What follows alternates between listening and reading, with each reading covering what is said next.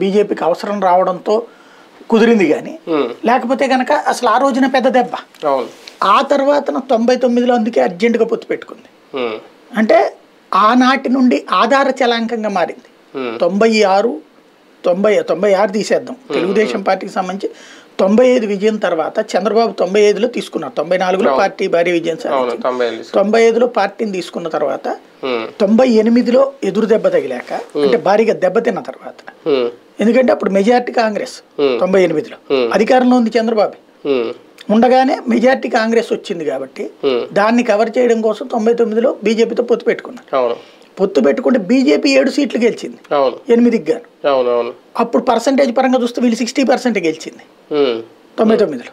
ఇద్దరికి కలిపి 33 ఏమో కొట్టారు, కానీ అందులో బీజేపీని 7 కొట్టుకొచ్చింది పార్లమెంట్ స్థానం. అది అసెంబ్లీలో కూడా ఉపయోగపడింది.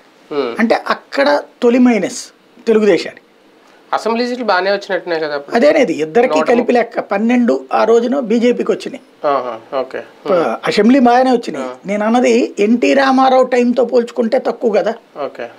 ఎన్టీ రామారావుతో పోల్చుకుంటే చాలా తక్కువ. అక్కడ నుండి కంటిన్యూగా చూసుకుంటే తిరోగమనమే కదా. 2004 ఓడిపోయి, 2009లో ఓడిపోయి, 2014లో కూడా ఎంత వచ్చినాయి?